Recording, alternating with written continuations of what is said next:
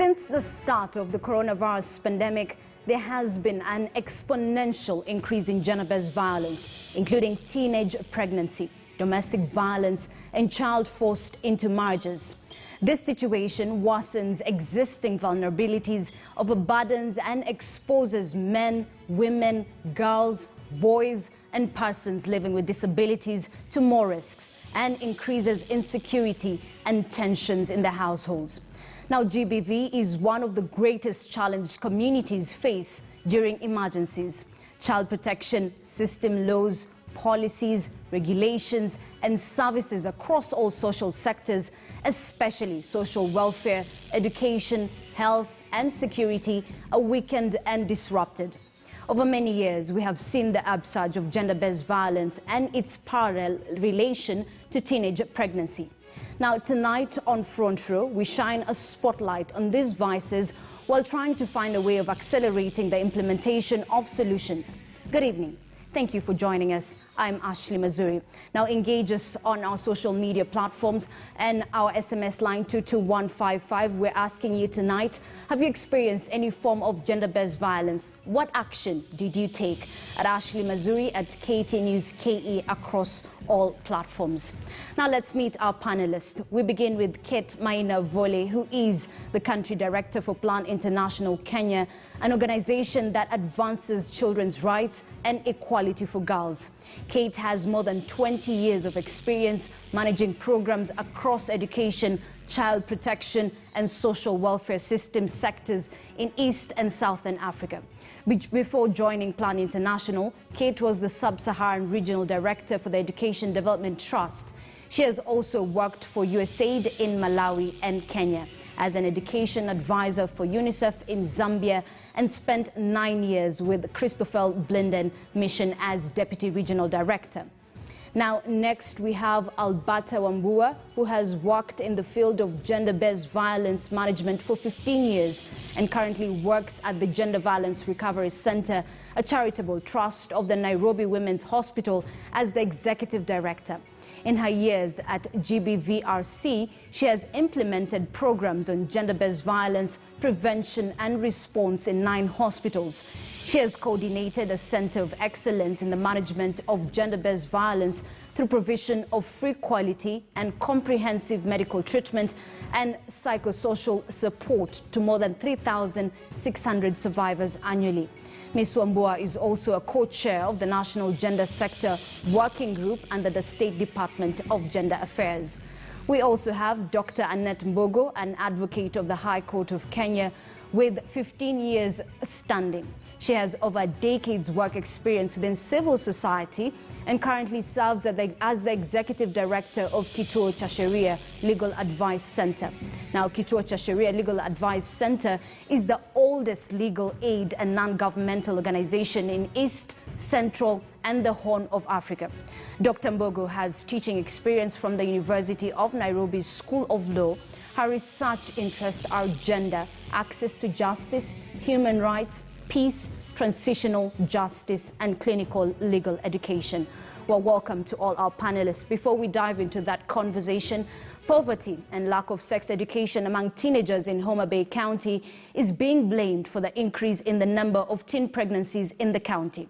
Matters have been made worse by some cultural practices that fuel the high number of teenage moms, as HIV infections among the adolescents is also on the rise. Our reporter Beldin Waleula reports. Gender inequality, difficulties in accessing services, and poverty are fueling high rates of unintended pregnancies and HIV in Homa Bay County. In Oyega village, we meet Sarah, not her real name. She's 13 years of age and a mother already. She sat her KCP exams while pregnant. Kuna mtu ambaye alikuwa anafanya kazi pale kwa kambi. Ndio tukaongea na ilikuwa tu sijui nikaa jali. Mimi nilijua tu eti niko na mimba. It is because of poverty that Sarah found herself in this position. She calls him a predator, the man who promised to buy him Taffy's shoes, a school bag, and exercise books in exchange for sex. The man would then disappear before fulfilling his promises. alisema eti atanunua bagi na voche niende nayo shule, lakini siku hizi alitoka. She scored 266 marks in the KCPE exams, and her prayer is to join a secondary school near her home so as to be able to take care of her baby at the same time. She is afraid she may be forced to shelve her ambitions of being a nurse. Maisha ni ngumu. Haiko poa. In Kaboch village, we meet Sheila, not her real name. She's 16 years old, also a mother already. She says the man responsible promised to buy her sanitary pads and exercise books that she needed. Vitabu tisa, pads tisa na pesa 500. She sat the KCP exams while pregnant, only managing to score 196 marks. For upkeep, her family relies on manual jobs like farming. Not much farming is taking place this season, and her hopes of advancing her education has been dimmed by poverty. Naenda kwa watu kupalia na watu, alafu akanipa 150, saa 150 na watoto 8. Nasikia vibaya. According to the authorities here, poverty levels are high. Sugarcane farmers and truck drivers who have some liquidity take advantage of the young girls, especially after they harvest their produce. 1 in 3 teenage girls in Homa Bay County is either pregnant or has a baby. This has been fueled partly by peer pressure and cultural beliefs that one needs to get pregnant to prove that they are fertile. This has also exacerbated HIV infections in the area. Being that maybe you want to go and get married somewhere else, within your community you have to have a baby for someone to mediate in between so that you can get married to the other side. Lack of knowledge about sexual health and family planning pervades this area of Kaboch, and more needs to be done to reduce the rate of teen pregnancies in this area. Bildin Walyaula in Wayaga, Ndhiwa, Homa Bay County. That story by our reporter Bildin Walyaula forms the basis of part of our discussion tonight, and I want to get straight into it. I'll start with you, Kate. Following that story, what is the extent of teenage pregnancies? Of course, I am being told that Kate is not there. We'll be getting back to her, but maybe I can start with you, Dr. Mbogo. Talk to us about teenage pregnancies in Kenya, especially since we've been seeing a rise since the onset of coronavirus, and what exactly drives teenage pregnancies? Thank you very much, Ashley, for having us in this panel conversation. I think teenage pregnancy has been a problem even before the COVID pandemic. And what we are seeing is that the pandemic then exacerbates inequalities that are already existing. And teenage pregnancy in itself is actually based on, as the story has just told us, on poverty, underdevelopment, and also just generally how cultural perception around girl children, sorry. And so we are seeing an increase, and I think statistics show that we are seeing 40% increment in the cases of teenage pregnancies in the country, that then has caused a lot of girl children not to go back to school, even after the schools were reopened. Yeah. So I think teenage pregnancy in itself is actually a form of gender-based violence, and there have been a lot of discussions around how we can address some of these issues. I think now with the increase in the cases, I think there's a need to have an even more deeper conversation around it, as well as really taking seriously the policies and laws that we already have in place that would address the problem. All right, and we'll get to the policies and laws, but before we do, maybe Alberta, because she has mentioned the fact that teenage pregnancy is part of gender-based violence. Maybe we could start by explaining to our viewers the types of gender-based violence, because it's not just affecting women and men or children, it cuts across board. Thank you. Yes, the different forms of gender-based violence, and sexual violence is one of them, and usually mostly the highest. For example, where I work at the center, it's about 76% of the cases we receive. We also have physical violence. We also have emotional, psychological violence. We have then those are also under harmful cultural practices like forced wife inheritance, forced marriages, femicide, and teenage pregnancies, for example, child marriages. So those are some of the types of gender-based violence. What are the most common then? The most common would be sexual violence and physical violence. But again, common is dependent on the area, for example. So GVSE has 2 gender-based violence centers in Nairobi. So most common cases would be the sexual violence cases. When you go to Kajiado, where we have 2 other hospitals, you'd have domestic violence. When you go to Nakuru, would have incest. So there are different forms based on the area. Again, the reporting or people reaching out for, reporting of the cases are the same, will also then be based on the understanding of the community. So, for example, certain coastal areas, child marriages is a form of gender-based violence, but because it's the norm or maybe cultural, it may not be reported.